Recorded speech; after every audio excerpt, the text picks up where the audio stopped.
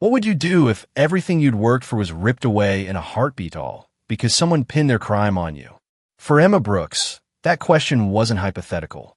She stood in the executive office of Hayes Financial, 38 years old and fighting to keep her hands steady. The clock ticked past 2 in the afternoon, and Richard Hayes, the CEO, sat behind his polished oak desk, his gray eyes cold as stone. "You're fired," he said, his voice flat, like he was reading a weather report. "We've got proof you've been skimming funds, thousands gone from the client accounts. You're out, effective immediately." Emma's breath hitched, her mind reeling. Stealing? She hadn't touched a dime. The room blurred as Richard slid a folder across the desk. Bank records, emails, a forged trail pointing straight at her.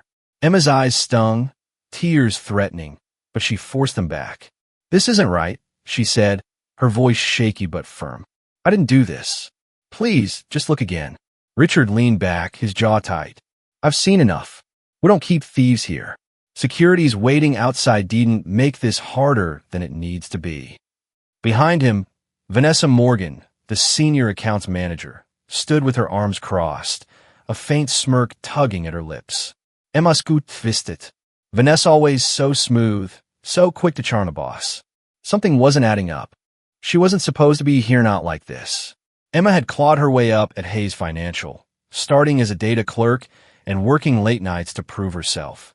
She wasn't flashy, didn't play office politics, but she was damn good at her job. Every dollar she earned went to her mom, Linda, who'd been battling lung disease for 3 years. Oxygen tanks, hospital bills, meds that cost more than her rent, it all landed on Emma's shoulders. She'd never cut corners, never take a shortcut. Honesty was her backbone, and now they were snapping it like it was nothing. Richard Hayes didn't bend. 55, broad-shouldered, with a reputation for running a tight ship, he'd built Hayes Financial into a mid-sized powerhouse over 20 years. He hated mistakes and despised dishonesty. Emma had admired that once, his no-nonsense grit, the way he demanded results. But now, staring into his unyielding face, she saw a man who'd already judged her guilty. "I've got a mother who needs me," she said, desperation seeping in. "I've given everything to this place. Please just check the evidence again." Richard waved a hand, cutting her off. "Your sob story doesn't change the facts. Get your things and go." The walk to her cubicle felt endless. Heads turned, some curious, some avoiding her gaze. Word spread fast here. Emma grabbed her purse and a photo of her mom from her desk, her hands trembling so bad she nearly dropped it. Vanessa lingered nearby, pretending to shuffle papers, but Emma caught the glint in her eye, satisfaction, maybe even glee. At 42, Vanessa had that polished ambition, sleek blouses, perfect hair, a laugh that won over the right people. She'd always been friendly enough to Emma, but never close. Now, that distance felt like a warning. Security met her at the elevator, 2 guys in cheap suits who wouldn't look at her. "Policy," one muttered as they escorted her out. The lobby doors loomed ahead, glass reflecting her pale face. Emma stopped just inside, turned to face the building one last time. Richard's office window glowed high above, a shadowed figure behind the blinds. She thought of her mom, waiting at home, counting on her. She thought of the years she'd poured into this place nowadays, weekends, all for a paycheck and a shred of respect. And now this, accused of something she'd never do, kicked out like garbage. She squared her shoulders, her voice a whisper but sharp as steel. "The truth's gonna come out," she said, locking eyes with that distant window. "You'll see." She didn't know how, didn't know when, but she meant it. This wasn't over, not for her. The guard shifted, nudging her toward the exit, but Emma walked out on her own terms, head high even as her world fell apart. What really happened to that money? Emma didn't have the answer yet, but she was damn sure going to find it. Emma Brooks didn't cry until she got home. The bus ride from Hayes Financial blurred past in a haze of diesel fumes and half-heard conversations, her purse clutched tight against her chest. When she finally shut the apartment door behind her, the silence hit hard. Her mom, Linda, was asleep in the recliner, the soft hiss of her oxygen tank the only sound in the room. Emma sank onto the couch, staring at the photo she'd grabbed from her desk. Linda, smiling at a park picnic years ago, before the illness took hold. That job had been their lifeline, and now it was gone. She let the tears come then, quiet and quick, wiping them away before they could wake her mom. The next morning, she woke with a fire in her gut. She wasn't a thief, never had been, never would be. Someone had set her up, and she'd be damned if she let it stand. She started small, digging through her own record pay stubs, emails, anything that might show where the so-called proof came from. But every door she knocked on slammed shut. She called HR to ask for a personnel file. They said it was confidential, now that she was terminated. She emailed a couple of coworkers she trusted, Jenny from payroll, Mar from IT, but got nothing back. The office had closed ranks, and Emma was an outsider now, tainted by a lie she couldn't shake. Days turned into a week, and the isolation gnawed at her. She'd walk past the corner store where she used to grab coffee with the team, catching glimpses of familiar faces through the window. They'd look away fast, like she was contagious. Emma didn't blame them. Hayes Financial was a paycheck for them too, and no one wanted to risk Richard Hayes' wrath. But stung all the same. She kept going, though, piecing together what she could. Late one night, hunched over her ancient laptop, she found something odd in an old expense report. She'd Savita $50,000 transfer flagged as consulting fees, signed off by Vanessa Morgan. It didn't match any project Emma remembered. Her pulse quickened. Vanessa, that smirk in Richard's office, flashed in her mind. Could she be the key? The real fight started when Emma decided to take a chance. She'd heard of James Carter, the company's internal investigator, a guy who'd been around forever. 47, quiet, the kind who didn't care about office gossip. If anyone could dig into this, it was him. She tracked down his number through an old company directory and called, her voice steady despite the knot in her stomach. Mr. Carter, my name's Emma Brooks. I used to work at Hayes. I'm not a thief, and I need your help to prove it. There was a long pause on the line. I know who you are, James said, his tone gruff but not unkind. But you're asking me to stick my neck out. Richard's already closed the case. Emma didn't back down, then reopen it. I've got a mom who's sick, and I can't pay her bills because someone framed me. There's something off in the accounts. Look at Vanessa Morgan's approvals. Please. James sighed, the sound heavy with reluctance. I'll take a peek, but no promises. If Richard gets wind of this, I'm in the crosshairs too. She thanked him, her hope flickering but alive. Maybe, just maybe, she wasn't alone in this.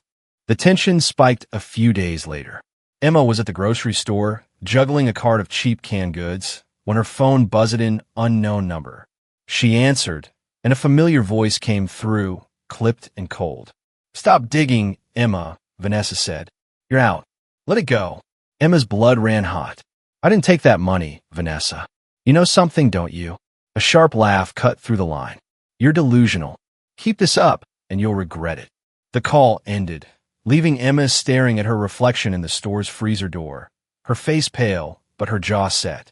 Vanessa wasn't just smug, she was scared. That meant Emma was onto something. She called James again that night, her voice urgent.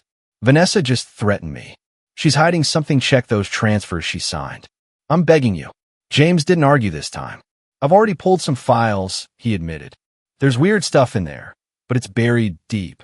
Give me a couple days. Emma nodded to herself, gripping the phone. 2 days felt like forever when her mom's next doctor bill was due, but it was a start. She glanced at Linda, dozing under a blanket, and felt that fire flare again. She'd lost her job, her reputation, her stability, but she hadn't lost her fight. If you've ever been treated unfair and no one believed you, I'd love to hear about it down in the comments, Emma imagined saying, picturing her story reaching someone out there. It's tough when a world turns its back, right? Stick around, this is just getting started. She shook off the thought, refocusing.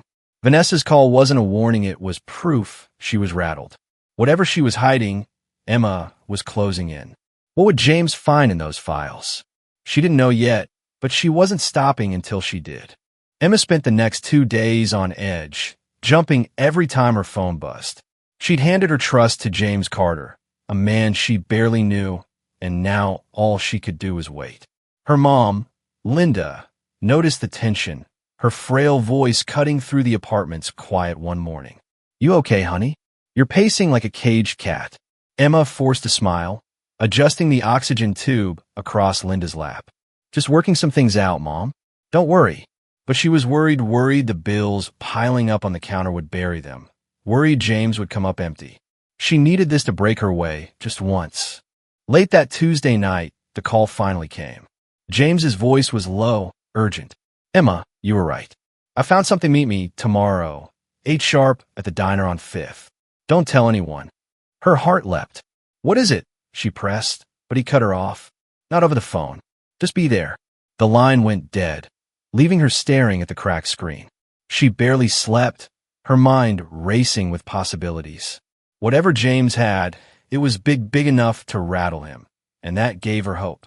The diner smelled of burnt coffee and grease when Emma walked in, spotting James in a back booth. He was 47, but looked older, his brown hair thinning and his eyes shadowed from too many late nights. He slid a manila envelope across the table as she "Saturday, look at this," he said, tapping it. Emma opened it with shaky hands, pulling out bank statements and transfer logs. Her eyes locked on a series of transactions, 50,000 here, 75 there, all funneled into an account under Vanessa Morgan's name, disguised as consulting fees or vendor payments. Dates matched up with projects Emma had worked on, but the approvals were all Vanessa's. "She's been skimming for months," James said. "Maybe longer. Forge your access codes to cover it." Emma's breath caught. There was proof she wasn't crazy, proof she hadn't betrayed anyone. Vanessa had played her, pinned the blame with a smile while pocketing thousands. Anger surged, hot and sharp, but it cooled into something harder: determination. "We've got her," she said, her voice steady for the first time in weeks. James nodded, but his frown deepened. "Yeah, but getting Richard to buy it's another story. He's stubborn, trusts Vanessa, thinks you're the bad apple. I'm taking this to him today, but he might not bite." That afternoon, James marched into Richard Hayes' office, the envelope tucked under his arm. Richard sat at his desk, his broad frame filling the leather chair, his face set in that familiar hard line. "What's this about, Carter?" he asked, barely glancing up from his laptop. James didn't flinch. "It's about Emma Brooks. You got the wrong person." He dropped the papers in front of Richard, walking him through the transfers, the forged codes, Vanessa's fingerprints all over it. "She set Emma up, been bleeding us dry, and letting someone else take the fall." Richard's eyes narrowed, skimming the pages. For a moment, doubt flickered at Bill Hayes' financial on facts, and these were hard to ignore. But then his jaw tightened. "Vanessa's been here 10 years. She's solid. You're telling me she's a crook, and I missed it?" James held his ground. "I'm telling you the evidence doesn't lie. You fired an innocent woman because Vanessa played you." Richard shoved the papers back, his voice rising. "And you're sure this isn't some grudge from Brooks? She begged me to look again, I didn't, and now she's got you digging." James didn't blink. "I don't work for Emma. I work for the truth. You should too." The standoff hung heavy. Richard leaned back, his mind churning. He prided himself on being decisive, on sniffing out dishonesty, but what if he'd been wrong? Emma's face flashed in his memory, that desperate plea in her eyes when he'd cut her off. He dismissed it as guilt, but now Vanessa had always been smooth, quick with answers, a little too perfect. He'd liked that about her, trusted it. If James was right, he not only ruined an honest worker'd let a snake coil up right under his nose. The thought gnawed at him, a crack in his iron confidence. Emma got the update from James that evening, her phone pressed tight to her ear. "He's rattled," James said. "Not sold yet, but he's looking. I left the bank records on his desk, hard copies, undeniable. He'll have to face it eventually." Emma exhaled, relief mixing with a new kind of resolve. She'd been a victim, but she wasn't helpless anymore. Vanessa had underestimated her, and Richard had misjudged her. Now, the truth was clawing its way out, and she'd make sure it stuck. She glanced at Linda, asleep in her chair, the oxygen tank humming softly. This wasn't just about clearing her name, it was about keeping her mom safe, about holding onto the dignity she'd fought for. Richard could dig in his heels all he wanted, but those records weren't going anywhere. James had lit the fuse. Now it was up to her to keep the pressure on. She'd lost too much to back down now. What would Richard do with that proof staring him in the face? Emma didn't know, but she was ready to find out. Emma felt the shift in the air, like a storm brewing just out of sight. After James dropped the bank records on Richard's desk, she'd brace herself for a quick resolution, maybe an apology, maybe her job back. But 2 days passed with nothing but silence. She kept busy, stretching her last paycheck to cover Linda's meds, but the waiting gnawed at her. Vanessa's threat still echoed in her head. Keep this up, and you'll regret it. And now, with proof in play, Emma wondered what that regret might look like. She didn't have to wonder long. Friday morning, Richard Hayes called an emergency meeting. The boardroom filled Fast 10 execs, Vanessa included, all eyeing the stack of papers Richard held. He stood at the head of the table, his broad frame tense, his voice clipped. "We've got a problem," he said, tossing the bank statements down. Carter pulled these transfers to a personal account, tied to Vanessa Morgan. The room buzzed, heads turning toward Vanessa, who sat cool as ever, her manicured hands folded. "That's ridiculous," she said, her tone smooth. "Those are vendor payment standard procedure. Someone's twisting the numbers to smear me." Richard's eyes narrowed. "Then explain why Emma Brooks's access codes are on half these transfers, but the money's landing in your account." Vanessa didn't blink. "Easy." She got sloppy, tried to cover it by pointing fingers. "I warned you she'd pull something like this." The lie was so bold, so effortless, almost worked.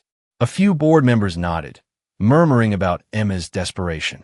Richard hesitated, the room tilting against her again.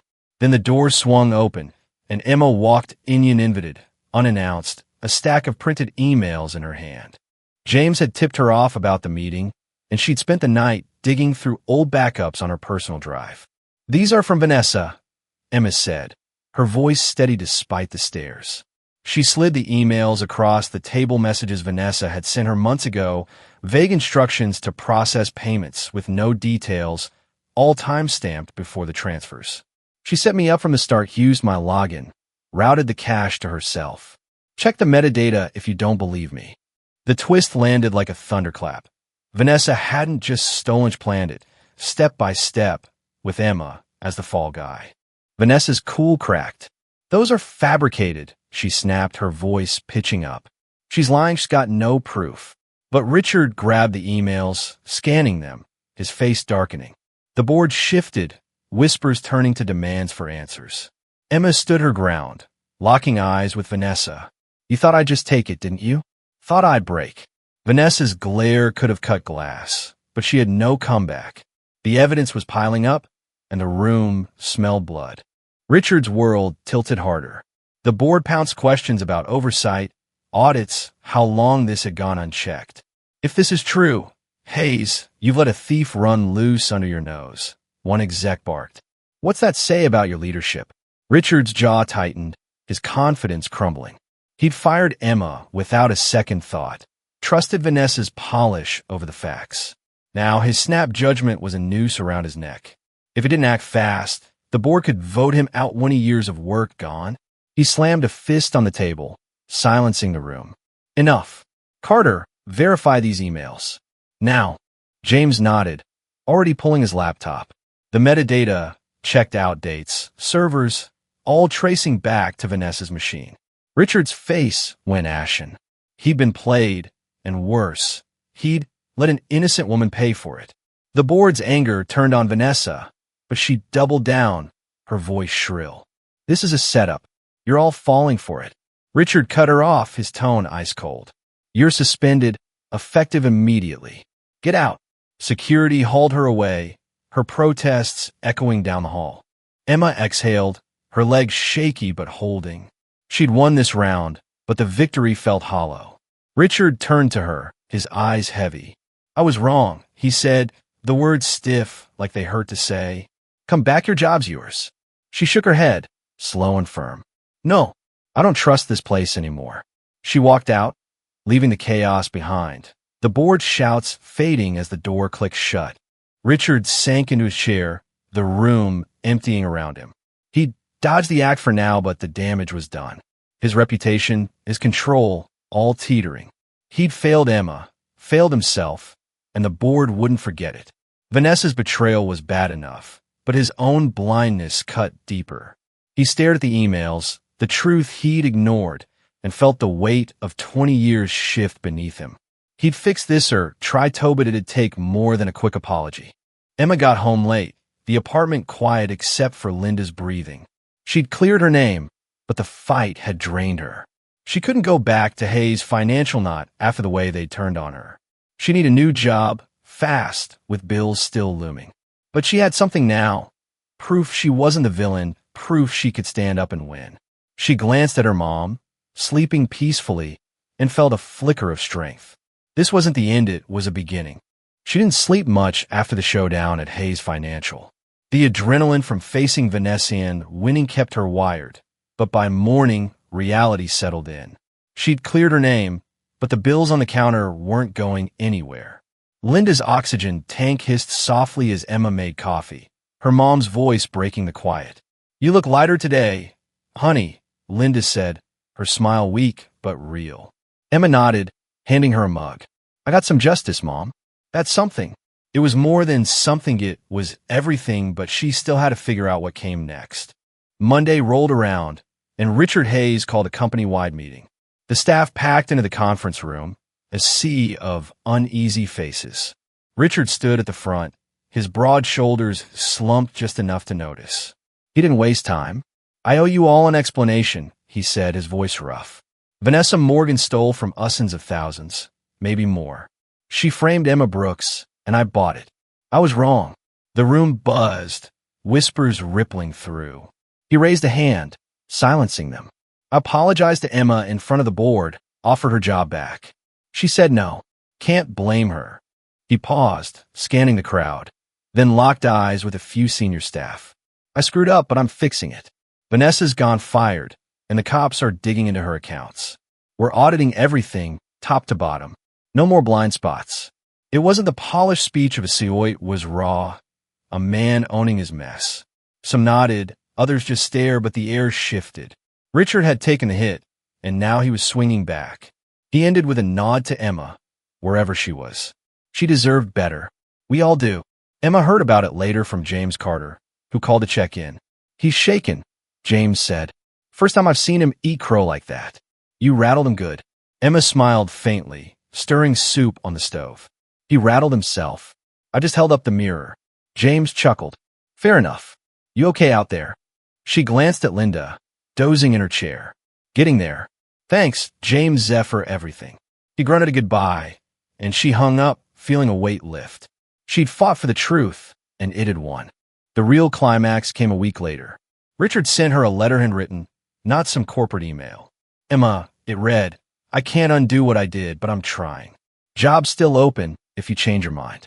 If not, there's a severance check enclosed, call it back pay for what you went through. I'm sorry." Inside was a check for $10,000. Emma stared at it, her throat tight. It wasn't a fixed gown that erased the weeks of fear, the nights she'd doubted herself, but it was enough to cover Linda's bills for a while.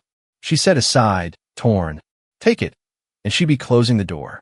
"Leave it," and she'd be punishing herself for his mistake. She cashed it, not for him, for her mom, but she didn't call about the job. Instead, she applied elsewhere, landing a spot at a smaller firm 2 weeks later, better pay, quieter vibe. The first day, walking into an office that didn't know her as the thief felt like breathing again. She'd lost faith in Hayes Financial, but not in herself. That was her victory, quiet and hard one. Richard didn't bounce back so easy. The audit uncovered more. Vanessa had skimmed over $100,000 across 3 years, all under his watch. The board didn't fire him, but they tightened the leash. New oversight, less control. His name took a hit in the industry, whispers of sloppy and gullible trailing him at conferences.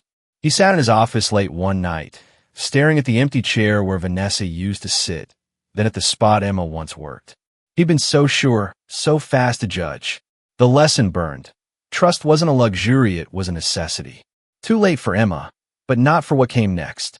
Emma settled into her new life, the fight fading to a scar. She'd visit Linda's doctors with cash in hand, sleep without nightmares. But sometimes she'd wonder about Richard. Did he learn, or just patch the cracks? She didn't hate him, didn't wish him ill. She just wanted to move on. If you had to choose between swallowing a wrong or fighting it, what did you pick? She'd fought, and it had cost her, but it had saved her too. Thanks for sticking with me through this, she imagined saying, picturing faces out there listening. It's been a ride, and I'm grateful you're here. If this hit home, if you've ever been wronged and kept going, drop a comment below. I'd love to hear your story. Hit that like button if you felt it, and subscribe for more. The next one's going to shake you up even more. Click over and check it out. See you there. She smiled to herself, the apartment warm around her. The storm was over, but the echoes stayed.